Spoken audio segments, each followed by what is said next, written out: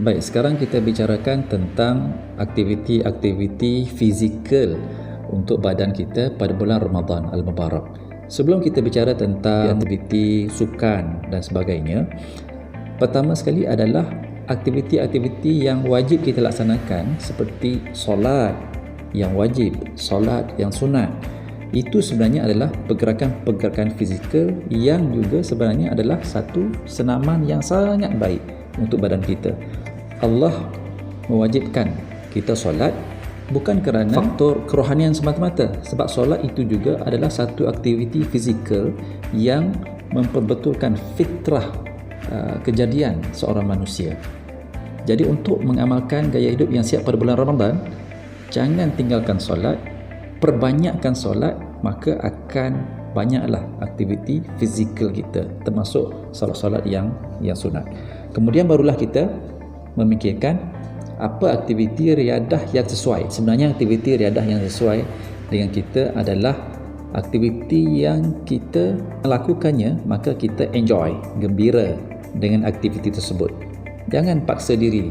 Kalau kita paksa buat aktiviti yang kita tidak suka, maka badan kita akan menolak, dan dalam masa yang sama kita tak boleh istiqamah secara berterusan, yang akhirnya tidak memberi kesan yang baik kepada fizikal badan kita. Untuk aktiviti riadah pada bulan Ramadan, sebenarnya pada bulan-bulan yang lain pun, pada bila-bila masa kita nak beriadah, kita mestilah melakukan riadah dengan kaedah yang betul. Ini penting sebab riadah itu juga memerlukan kepada ilmu, bukannya sembrono, bukannya terus ke padang terus bermain, bukan ke track terus berlari, bukan pegang raket terus bermain. Asas dalam senaman, perkara pertama adalah peregangan, iaitu memanaskan badan. Sekurang-kurangnya kita ambil 5 minit untuk kita menyediakan badan kita untuk melakukan aktiviti yang lebih berat. Kalau kita terus terjah saja, alamatnya sakitlah badan kita.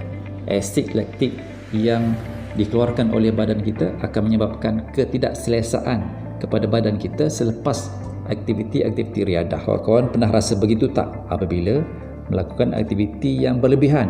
Lepas lari, tiba-tiba balik rumah sakit badan. Jadi besok, lusa terus stop aktiviti. Sebenarnya perkara ini berlaku kerana kita tidak melakukan senaman riadah aktiviti dengan kaedah yang betul.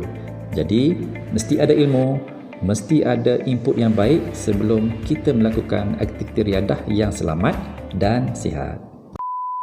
Saudara-saudari sekalian, sekarang bukan sahaja kita berada pada bulan Ramadan, dalam masa yang sama juga kita berada pada musim PKP, di mana pergerakan kita adalah terhad, stay at home.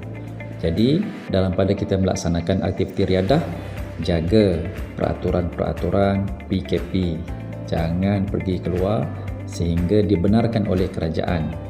Yang kita tahu pada 4 Mei ada kelonggaran-kelonggaran tertentu untuk aktiviti riadah.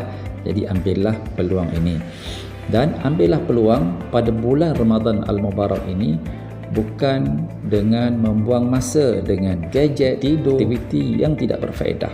Selain daripada kita memperbanyakkan ibadah kepada Allah Subhanahu Wa Taala, yang juga merupakan aspek pengamalan gaya hidup sihat. Sebab dalam mengamalkan gaya hidup sihat, kita mesti menjaga pemakanan kita untuk badan yang sihat. Kita mesti menjaga riadah kita untuk gaya hidup yang sihat. Kita juga perlu menjaga minda yang sihat dengan membaca Al-Quran, membaca bahan-bahan ilmiah, mengikuti usrah, sesi perbincangan, dan juga dari aspek kerohanian, jiwa kita dengan kita banyak berhubung dengan Allah, bermunajat kepada Allah Subhanahu Wa Taala.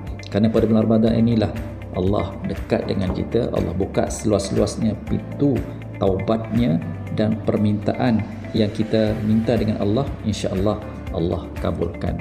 Kita mintalah dengan Allah supaya kita dikurniakan tubuh badan yang sihat untuk kita mengamalkan ibadah dengan lebih baik, bersedekah dengan lebih hebat, berfikir dengan lebih hebat, supaya kita mempunyai muslim, anak muda yang hebat.